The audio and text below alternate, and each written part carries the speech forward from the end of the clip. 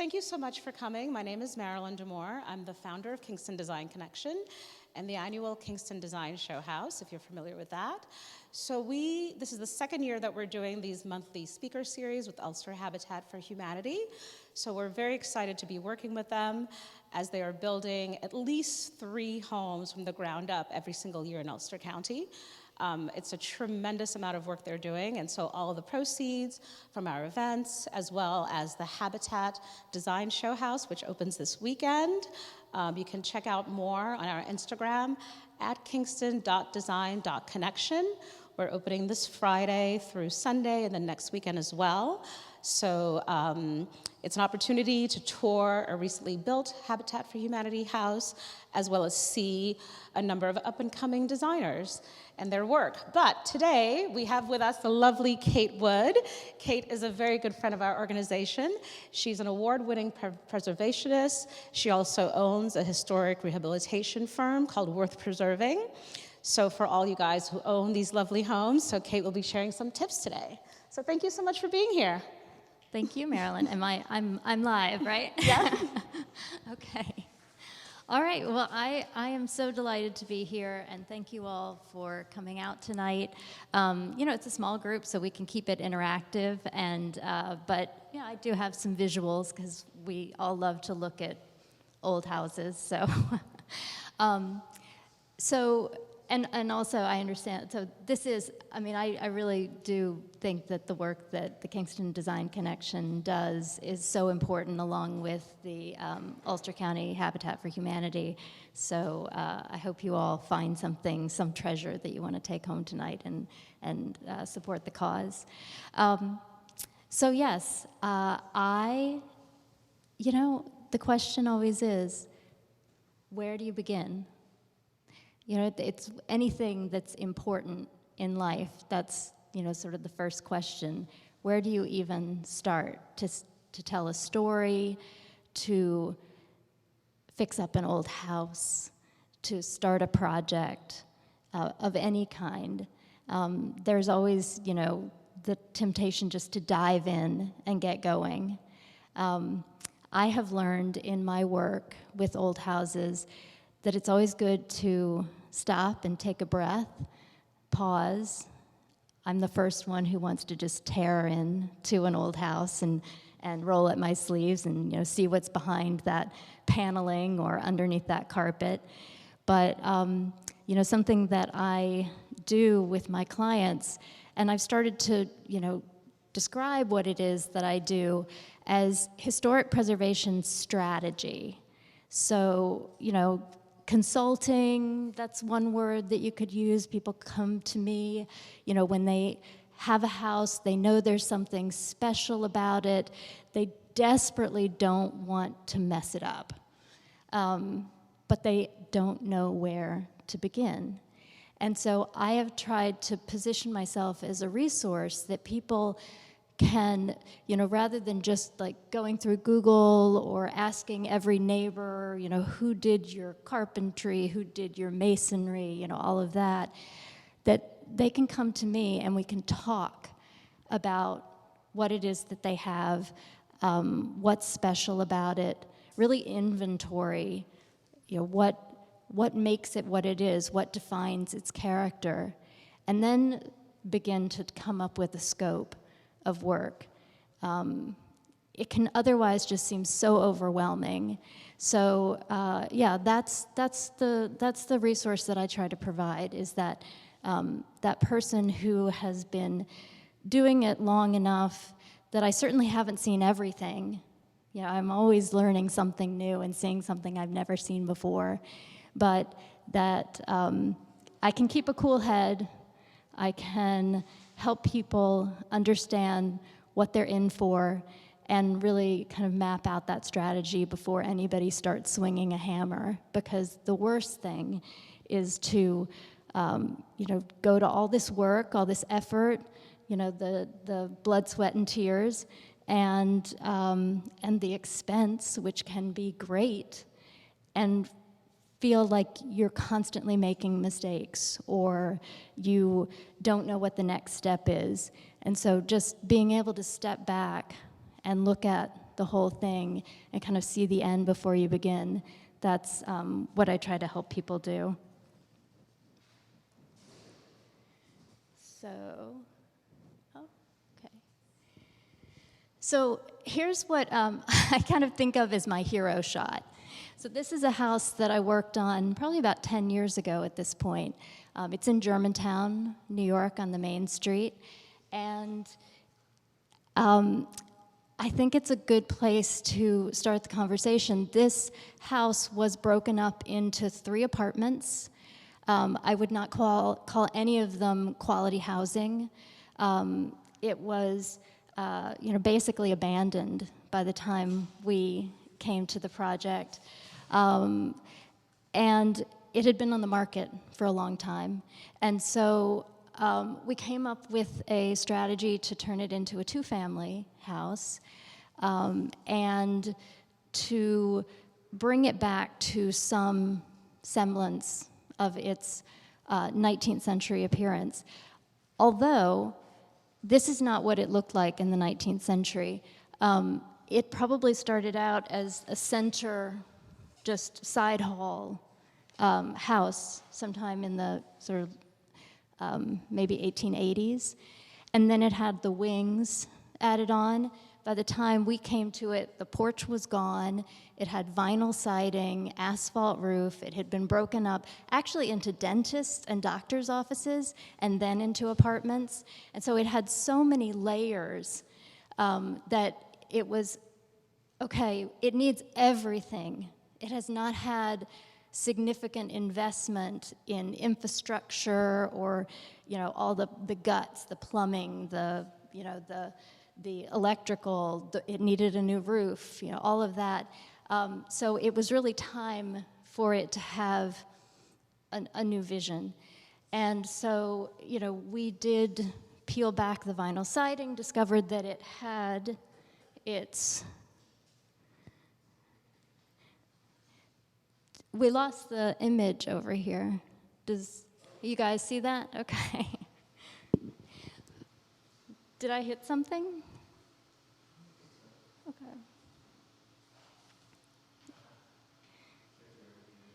Okay. But when the image comes back up, so this is a version of the after shot. This is after significant investment was made. Every square inch was touched. New systems, new everything. The character-defining features had been preserved. The porch had been restored. But in that picture, you'll notice the paint is peeling. It's not perfect because houses are always in the process of decay. It's a constant thing that you're working, I would say, against, but at the same time, it's a natural process, so you kind of have to accept it. There are ways of doing things that prolong that aging process. So, in this case, in retrospect, latex paint was not the right thing for this house. It's what most people use. But next time this house needs to be painted, I would like to explore other things. Linseed oil paint, something that ages in a different way that, because you're never going to get maintenance free, but you can get maintenance manageable. So I think I just want to kind of clarify that, because when we go into these projects, you always, you see the dramatic before and after. But the process of getting there is one thing, and then there's never really an after. It just keeps going. So I think that's something I try to explain to people up front, is that it's not, you're never going to be done. Like, the house is always going to be a work in progress. So if you get frustrated at step 1, maybe an old house is not for you. That said, new houses, brand new houses, also age. They age in different ways. So that's why I am such a passionate advocate for old houses, old buildings, because the way they age is, they can age beautifully, and they were made by hands, and hands can fix them, whereas something that's made in a factory can't always be fixed, and then it just ends up in the landfill. So that's the antithesis of what preservation is about. I mean, I think that's one of the myths that we have about preservation, is that it's, a bunch of antiquarian people who only care about old things and they're living in the past, and it's this sort of niche thing that is nice but not necessary. I would argue that preservation is not a nicety, it's a necessity. And I think it's that ethos of, thinking about life cycles and investing in that and seeing things in the long term. To me, that's what preservation is about. I don't know, does anybody want to volunteer, why do you like old buildings? Why do you think preservation is, something that you're at least curious about? What purpose does it serve? I appreciate what you're saying about things that are made by hand can be fixed by hand, because we see this in everything, not just houses, cars, everything. So, we build houses, and we renovate houses in our firm, and the fact is, a lot of the newer material, newer systems, they may, be a lot more cost effective, but at the end of the day, when it breaks down, that's it. Yeah. Right? There's not a whole lot that we as house builders can do. But old homes can be constantly renovated over and over again. Yeah. Absolutely. That's what I will get on a soapbox and talk about windows all day. So some of you have heard me say that before. Anybody else? Anybody else have a preservation why that they want to share?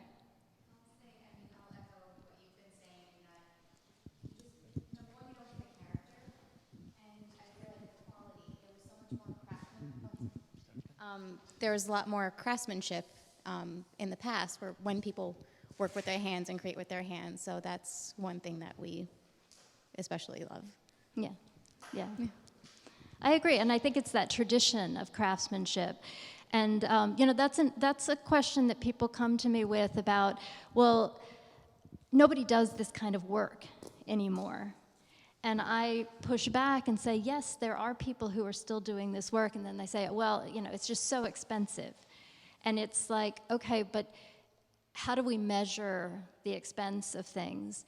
And, do you want to buy something that, at the hardware store or the big box store that has a very finite lifespan, and you're going to pay for that again and again and again? Or do you want to pay a person who has those skills and support the endurance of those skills, for generations to come? I mean, I think that it's just a different way of looking at time and, the investment that you're making. So here's another house on the main street of Germantown. This very different house, much older. We've dated this house back to circa 1800. And so this is actually not the original before picture. This is when some work had already started. But I just wanted to have a decent quality photo to show you. So by the time this house had been abandoned for a while. It was chock full of just layers, that 1970s paneling and, linoleum and, every kind of tchotchke in the world. I think these people love tag sales. But so it was just brimming with all kinds of things. But, some people look at this house and they'd say, or they'd drive by it, or, the realtors or whatever, and they'd be like, what a dump. Like, this is just a piece of junk. It's tiny. It's 1,200 square feet.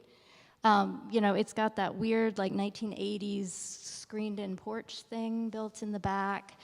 It looks like it's about to fall down over here on the side. The porch had to be taken off because it was so rotted. But I looked at this and I saw an old house that survived a lot. It has original siding on it. It does not have any original windows. It has generations of windows. They're 2/2 windows. They're 6/6 windows. They're 3 light casement windows up top. But we had some historians come and take a look at it, and they identified it as a great, well, I'm not going to say great. It is an example of a New World Dutch vernacular timber frame dwelling, built very modestly. I mean, this has no ornamentation inside. What it has are wide board floors, original plaster, original moldings. So it, to me, I look at a house like this and I just feel giddy. I mean, this kind of house gives me so much energy, and I just want to, give it some love. And so it really just took kind of gathering a team of experts, people who could inform decisions about what this house needed, because it needed everything. So every kind of trade you can imagine needed to be involved in this. And let's see what the next slide is. Okay, so this is an interior. Again, sort of where we started to peel back some of the layers to find, old wallpaper, old plaster, this kind of weird staircase configuration, because actually this staircase is probably from the mid-19th century, maybe, I don't know, Peter, you might be able to date it based on the newel post. But so it was not originally here. In fact, you could see once we had taken down some drywall upstairs where a chimney had exited through the roof above it. And then underneath this staircase, we found like a little bead in the floorboards that indicated that's where a hearth was. So this is the original fireplace location. The original staircase was this tiny little winding staircase probably that I've seen in other houses, but is long gone from here. But then when they built this kind of lean-to addition on the side, they needed to provide access to that, and what they did is just cut into the floor, creating this, thing, the death trap at the bottom of the stairs, and into that section. It was all very strange, but what we did is, we wanted to honor the eras, the layers of history. We didn't want to just go in and, we thought, well, maybe we'll platform over that little, that area right there, and maybe open this up to get more headroom and a little stair down in there just to make this a safer situation. There's actually a diagonal timber brace right there, so we couldn't do that without, really manipulating the structure. And at this point, we had gotten it listed on the National Register of Historic Places. It was going to be a rental, residential rental property, so we were able to do this through the federal income-producing historic tax credit program. So we were kind of agreeing that we would preserve as much as possible. But even the state, which administers the tax credit, said, you could get rid of that. But we figured out something else, that actually when we started kind of, again, peeling back layers, we discovered, maybe this was the original way that you got into that section. So patience and care, really helped, not being in such a rush, just to give the house a chance to tell its story. And I'm a big proponent for watching and experiencing a house through seasons, because you don't know how the light is going to work in December versus July. which room is going to be warm, which room is going to be cold, how the colors are going to interact with one another. Again, you need to, if you can, take time to let the house speak. So that was part of our process with this one. So I just think this is an interesting metaphor because, again, back to that, there's the really scary befores, which I get excited about. I love the befores. And then there's like the triumphant after, where, it's like the success story. So my life, my work, is less about this and more about this. It's the process. It's the slog of going through it, knowing that eventually it will be worth it. And even just the experience of going through it is really valuable, too. So this is another project that I've been working on. This is an 1876 train depot in Copiague, New York. And it's been abandoned for almost 100 years. So it had a very short active lifetime as a train depot. It's been used for storage and other things like that, but it's another, most people would look at this and be like, too far gone, nothing to do here. What's there even left to preserve? Well, there's the overall form, this L-shaped depot. There's actually an elevated freight depot in the back. You've got the evidence of the original board and batten siding, the vertical siding. These are the original windows, 2/2. The panes are held in just by the metal clips. Like there is no glazing putty left. It's all dried out. There's no paint, nothing. But if these windows can be restored, any window can be restored, and no one has told me that these can't be restored. So, this is obviously a later addition. These doors, historical photos, always mismatched. So they were recycled from some other structure, but it's one of those quirks of the building that I'm not going to be the one to erase that part of its history. We're going to preserve the mismatched doors. Can I ask you a question? Yeah. What's that like lintel thing at the bottom of those doors? Here? Yeah. So there was a porch, a platform, actually, because the track used to go right here. It also went around the back this way, but there was a track that went around here, and that's why these eaves are cut off like that. They're sort of chamfered, because the train would sway and hit the roof. So they finally just slice it off. Again. Yeah, like a curve, yeah, right through there. Again, that's part of its story. And we're not going to restore the cutoffs, even though, there's never going to be a train that goes along here again. We are going to restore the front porch. So they would have been access onto this platform because I don't think this door was originally here. So they would have just been access onto that platform and, passengers could get on and off here. This was a very local, rural train station, for milk and people going from one town to another. It's catty corner to the train tracks. The train tracks Yeah. are like straight, and this is sort of like The train track just kind of curved through here. You can actually see where it continues across the road. I mean, once you start reading the landscape like that, it's fascinating, and how these buildings actually fit into it.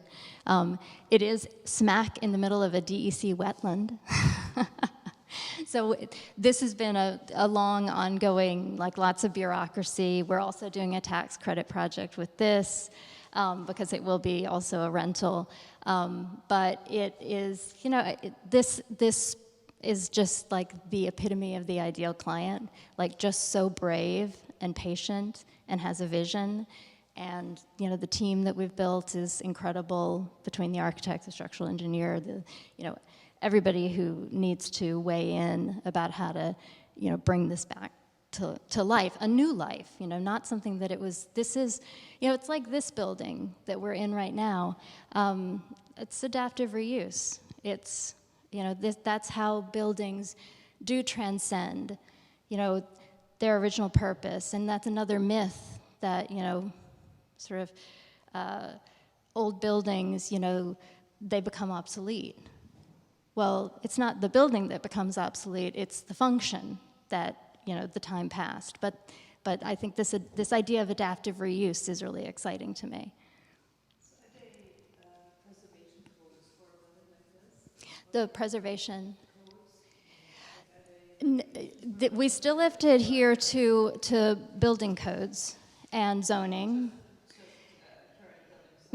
Absolutely. So we have. So I mean, that's one of the big challenges with a building like this. It never. I mean, obviously, it never had plumbing or electricity or facilities or anything like that.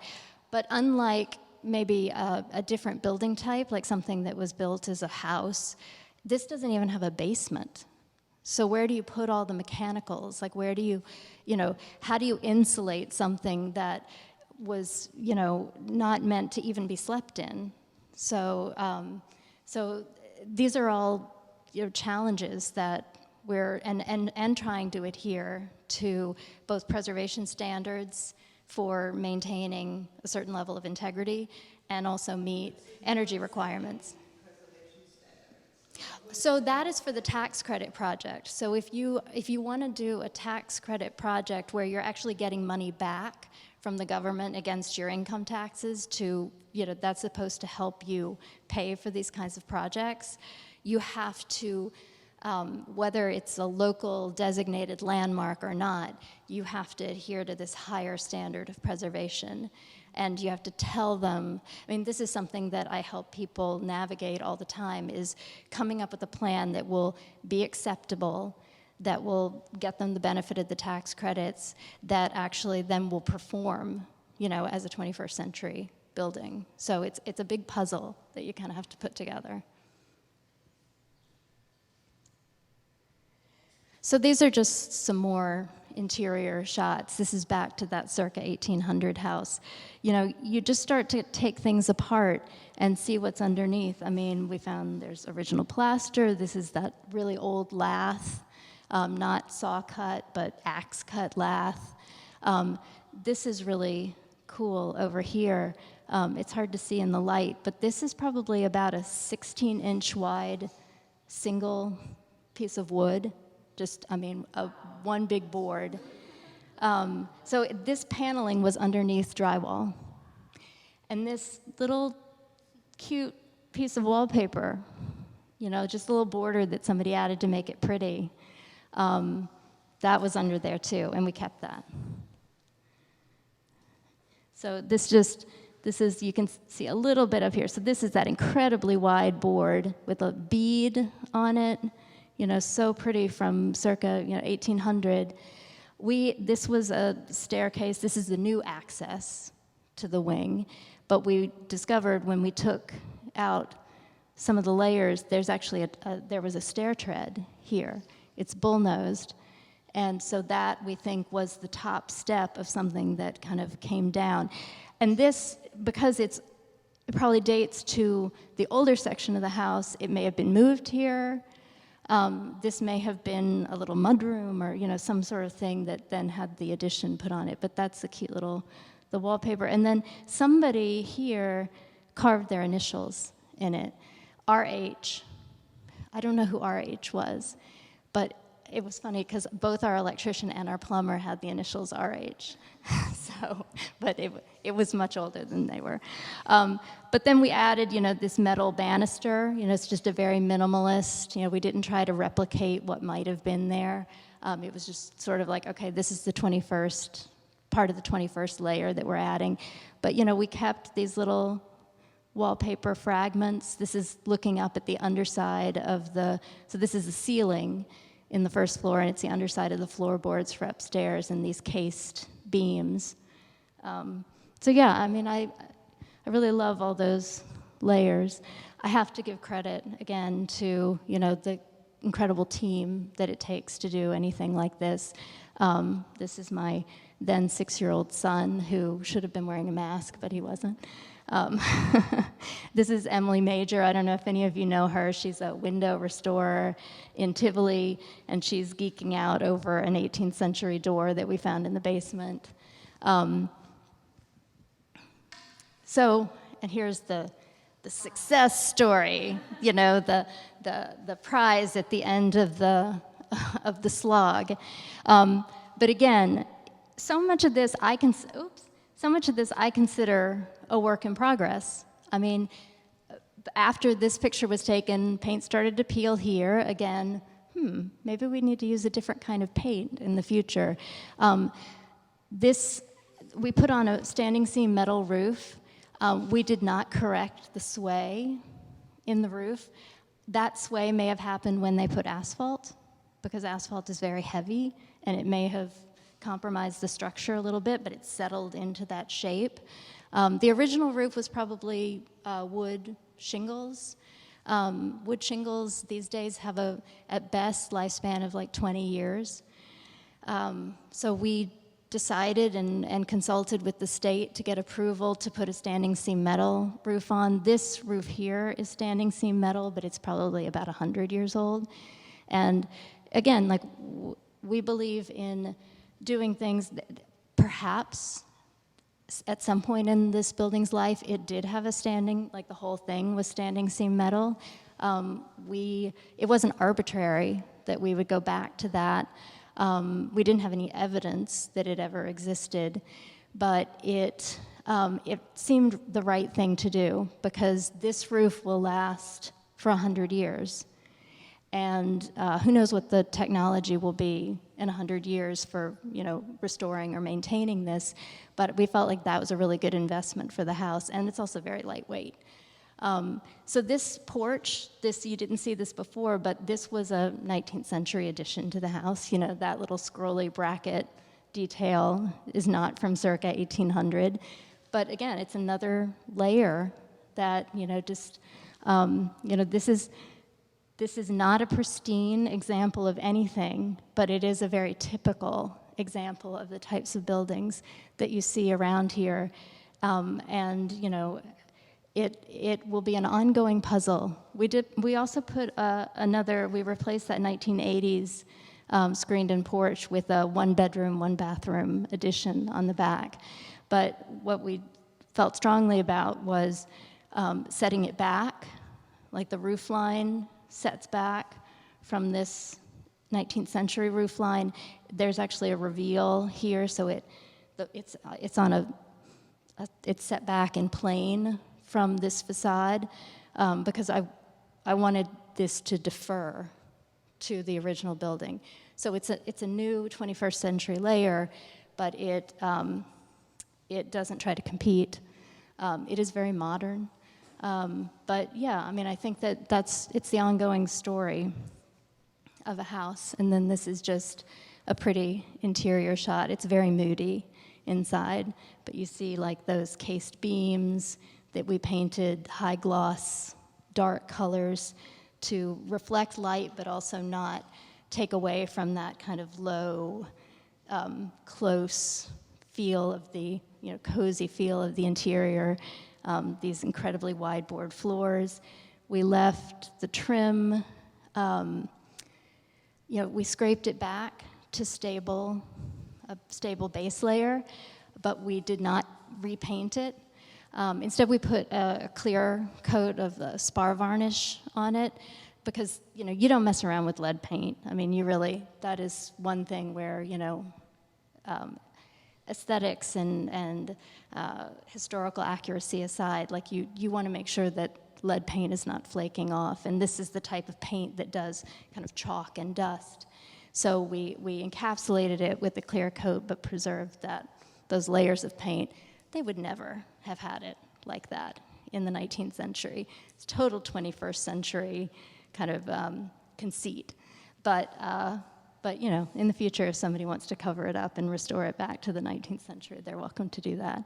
So anyway, I think that might be the end of my slides.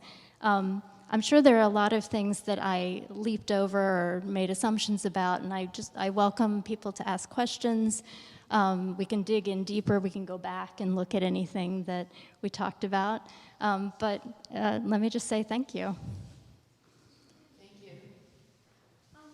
I just wanted to ask if you could talk a little bit about original plaster, because we work with a lot of clients, and as many of you guys, if you've been in old homes, generally what usually happens is it's covered in that 70s paneling, because, you know, traditionally that was just the easiest way to cover it up and stop it from peeling. So if somebody really wanted to go through the process, can you share a little bit about what that looks like for folks who wants to preserve those? Yeah, so there are still plaster craftspeople, you know, people who are expert at restoring old plaster. When we took that paneling off, the mastic that had been used to attach it to the wall was like harder than granite. I mean, it was just everywhere. So, you know, there was a lot of damage that was done to the plaster. Plus, there was no insulation in the walls. So we did work with a plasterer. We cut holes in strategic locations. We pumped in, you know, I think cellulose insulation into the walls, and which is not a perfect solution, but that's what we decided to do. And then basically did, you know, got rid of all the crumbling plaster, and then redid a 3-coat plaster process. The products that were used were different. It's not horsehair, it's not lime, it's not, you know, it's a different product today. So it probably won't age in the same way. You know, won't get those nice crackles and cracks and things like that. But you do have that nice texture. Some people, because they want to do a more thorough job of sheathing or insulation, will just take off all the old plaster, all the old lath, do whatever they need to do inside the walls, and then just put drywall up with a skim coat of plaster on the outside, which gives you kind of some of the texture of plaster. I think that acoustically it's different, because, you know, you can tell there's just the sound bounces in a different way in a plaster house. So, you know, I think there are pros and cons, and, you know, I think that it's always a fun discussion to figure out what's appropriate in any specific situation. Can you go back to the slide that you had of the railroad, I am so loud. Okay, well, there's a video being taken, so your question won't be heard unless you have the mic. It's up to you. So this you said you're working on now at the moment, right? Yeah. So obviously there's no insulation in this. It wasn't a home. So when you're restoring this, you said that you're keeping the original L. You're restoring some of the windows. Are you restoring the wood boards that are? So you basically. So what foundation is there? Because it's not. So a real foundation it's up either. on brick and wood piers. Right. So we did a stabilization phase where we inserted steel in there. And when I say we, I'm not taking, I did not go there with my lift and put steel in there. I watched as other people did it. But so this is also, it's DEC, it's in a floodplain. DC, Washington, DC. DEC, so Department of Environmental Conservation, has designated a wetlands And a where is wetlands. this at? This is in Copake. Oh, I don't So know where out that is. east Do you know where in Copake Columbia County. Yeah, it's almost to Massachusetts. It's way over on that side of the state. So yeah, so there are a lot of challenges here because we want it to, and the grade has changed around this building. So if you look at old photos, the grade was actually lower. It didn't come all the way up to the sill. So one of the things that we got approval to do is actually raise the whole structure up a few inches, just enough to get it up out of the floodplain, or, you know, reduce the likelihood that it will flood. It enables us to reinforce basically rebuild the foundation piers. It will still be up on piers. There may be some steel in there. It also gives us access to be able to put subfloor insulation so that we can run pipes and things like that. Because again, like, I mean, it's very exposed down there. So you have to think through all of these things, before you even start to pick out tile for the bathroom. Brenna? I lived for a while with my dad in an 1800s house, and my whole family did the thing of, it was so hot in the summer and so freezing in the winter, and we had radiators, but air conditionings in each of the rooms. And as soon as he sold the house, my dad, we watched as people carved into the house and put like mini splits in and put all the things outside and everything. And I'm wondering, and we could like see it from the outside, and we were thinking of the walls and how it was painful for us. But I'm wondering what kind of input you have in buildings like these where it's like that never even had plumbing. How are people heating or air conditioning, and do you have input in that in terms of how much modern shows? Yeah, I mean, we do, especially because this is a tax credit project, we have to explain all of that. Like, how is there going to be duct work? I mean, we went back and forth about, should we do a forced air system, electric, so heat pump, but forced air with duct work kind of hidden underneath, and like, in that freight section, there's a high ceiling, you could create a soffit or, something like that. But yeah, really explain how to do that. Or should we do in-floor radiant heat? But then, there is still the question of air conditioning. So it's, I mean, that's where I really rely on like the MEP, the mechanical, electric and plumbing people to guide me, because the technology is always changing. The circa 1800 house, we did put a split, we actually put a couple of split units in that. And fortunately, the way it's set, we were able to put those exterior units, out of sight, so you would never see them from any vantage point. But, if you've got a 5-bedroom house like the yellow house, where would we even put all of that stuff? Because you'd have all these different, it's like, it's just a different kind of thing. So, yes, but I do have input on that, especially when when there's the incentive of the tax credits, and it's really worth taking time to consider how to do that without, those kind of 21st century accretions. Do clients ever not listen to you and go for all of that? Or is it part of the tax incentive that in order to get the money they need to keep with? No, I mean, I think that I can't think of a time when I've been really disappointed with the way that something turned out. It's always like a back and forth and a dialogue, and, you could call it compromise.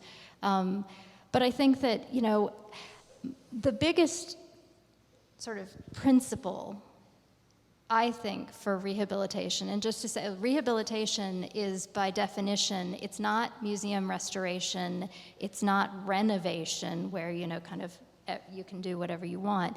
Rehabilitation is really carefully marrying the different, generations of the house and bringing it into the 21st, into the future. So it's by definition kind of a compromise thing, because you're not making it into a museum, you're making it into, something that functions for today. So, but I always feel like the most important thing is, if something has to be added and it's not ideal and it's clearly not historic and maybe it's visually not great, can it be reversed?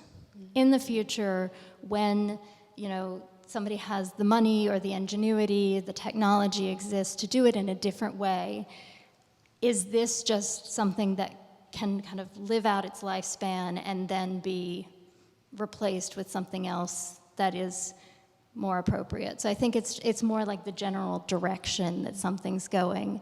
So trying to stay away from solutions that are quote unquote permanent solutions. Is anybody dealing with any projects at home that has questions for Kate that she can help with, maybe? The doctor is in. I'm not doing a project right now, but I was curious about the insulation that you talked about, the 18th century house. Because isn't it, if you showed the slats, are they just on the inside? Because there is usually, which probably was clay and is crumbled. So if that probably was also any outside It's not walls, so perfect. Like how? there's, yeah, with blown-in insulation, there's no way to fill the cavities completely. Like it is really, you know, it's hit or miss because there's also framing in there, and you know, probably mouse nests and all kinds of things. So it's really, yeah, you're not getting a full. But like I'm saying, on my 70s that I did, I could just put a hole and then take out the glass, the fiberglass So insulation in the and fill future? it in. But I think this house looks like it has the hand-cut slats. Yeah. Then it has the Yeah. in between the clay. So how do they get any They R cut rating? little holes like that, and then you can just stick basically it's like a No, reverse vacuum cleaner to I kind of understand, fill but the there's cavity. already so much stuff in. So You did mean- they change any of the R rating on this? Did they change any of The rating on this? Like, did they actually achieve some insulation? We didn't do a blower test or anything No. like that to know. There are probably huge cold spots in those walls. So it's really, Yeah. it's kind of like in the category of the best we could. Yeah. Because, you know, and there's no like vapor barrier or anything Right. like that. I mean, it's really like, I mean, that's something that I am very interested in just in terms of building science because, you know, the so-called correct way to build a house today, you know, you create an envelope, a building envelope in a certain way that achieves certain ratings and, you know, energy efficiency and all that.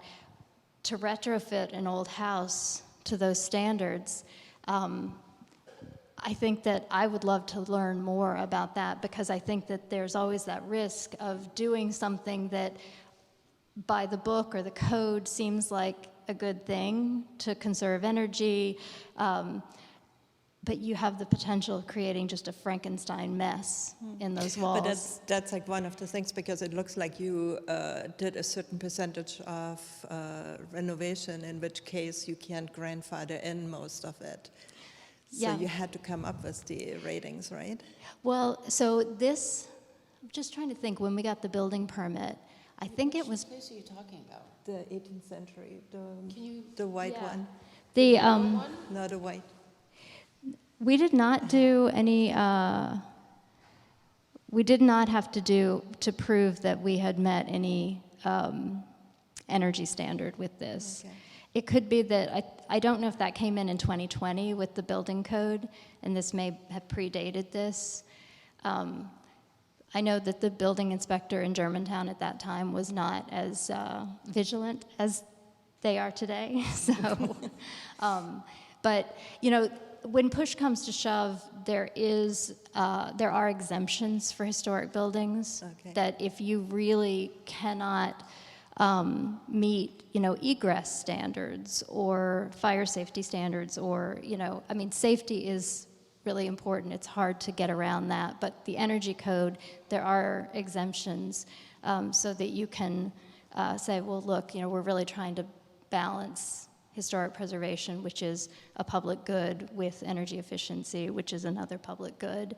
And so there are ways to kind of make it up in other ways. That's great. Yeah. Is this the house that you said you did the cellulose? Yes.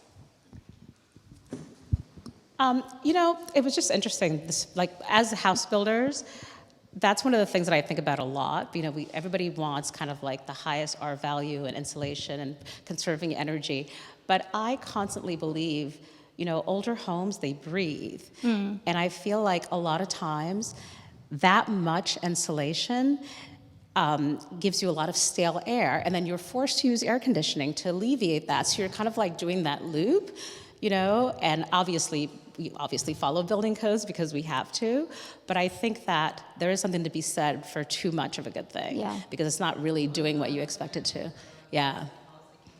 Yeah, it is. Yeah. No, I mean, because you're basically making your house reliant on mechanized ventilation. So, I mean, the indoor air quality issues could be severe. I mean, these houses originally, people weren't taking long hot showers. That, there wasn't a lot. I mean, they dealt with humidity in different ways. They got wet, they dried out.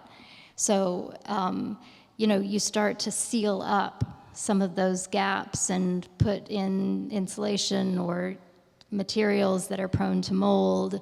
Plaster doesn't mold, drywall molds.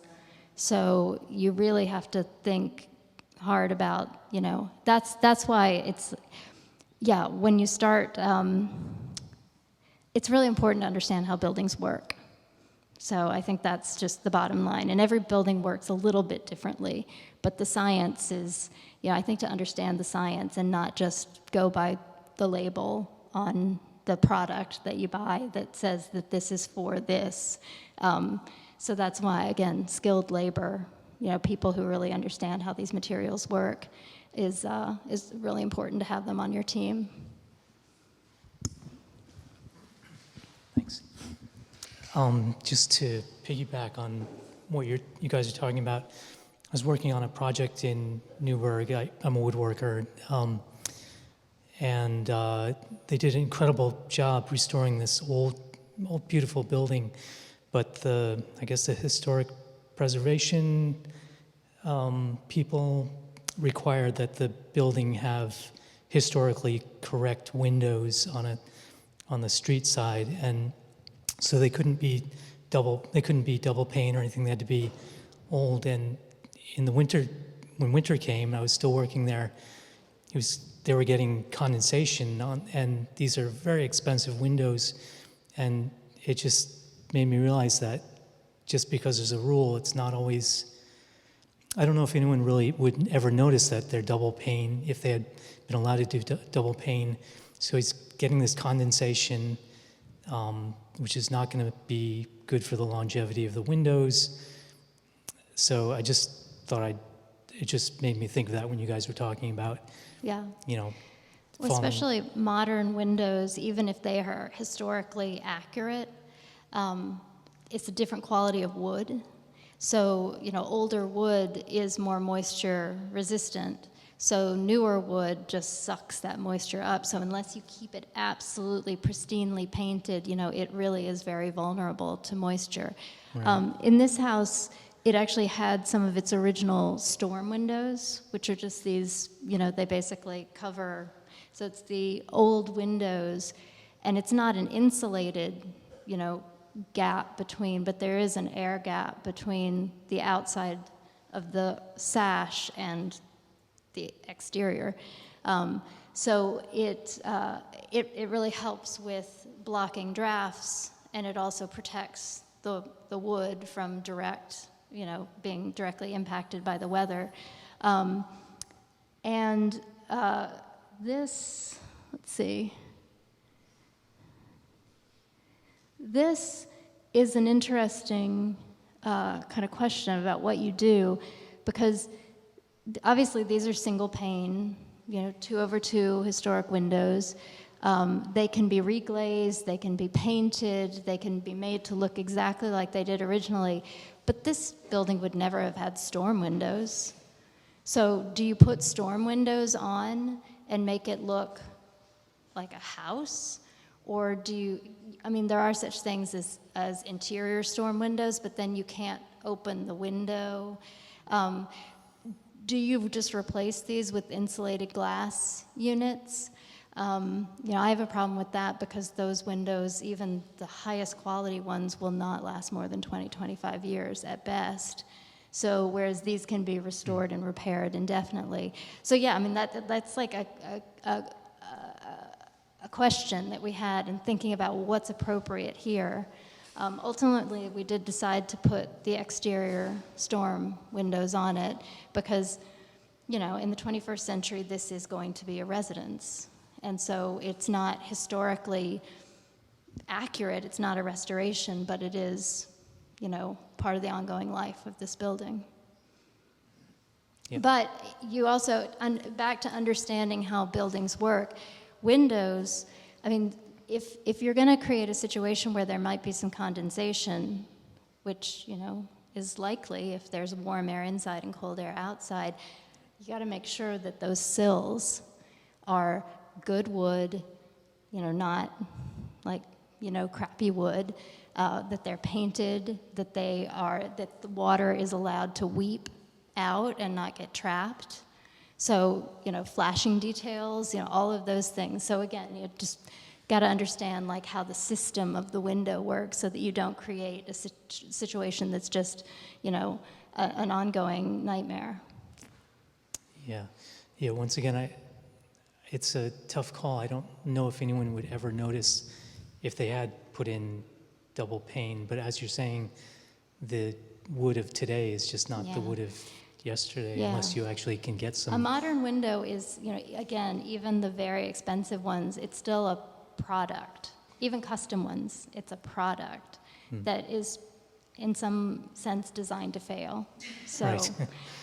I know it's a hard thing to kind of figure out, what the best thing is. Yeah. But yeah, that's my take on it. Right. Yeah. Any other questions? Leanne?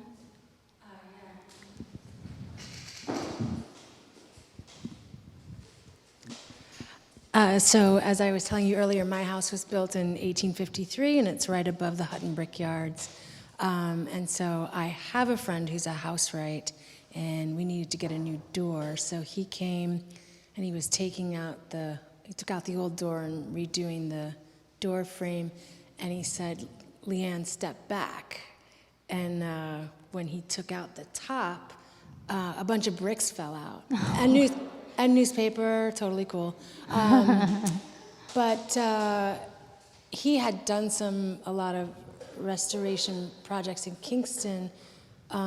So he said it was kind of common in a lot of the houses in this area, but I don't know, like brick was used as insulation? To fill in wall cavities, yeah, you see that. Is that everywhere? I mean, Is that in brick this doesn't area? have.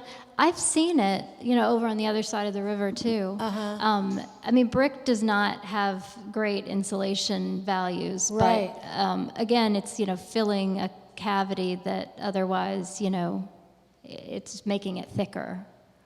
So, yeah, I mean, that's always a kind of a conundrum with these, brick buildings, either like this or there's lots of brick housing in Kingston and Catskill and other towns, and people love the look of exposed brick on the inside, but if it's just a couple layers of brick between you and the outside, it's not great insulation. Yeah. Yeah.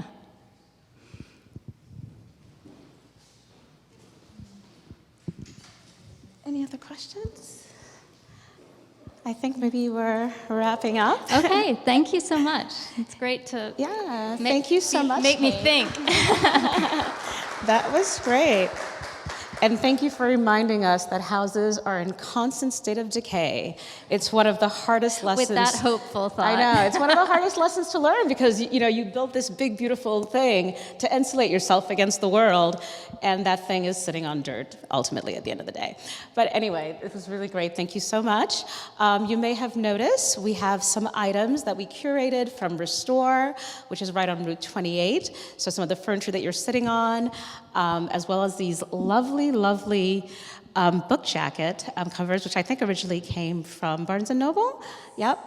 If you have some lovely white spaces, so feel free to browse. And thank you so much for coming, and thank you for supporting our work.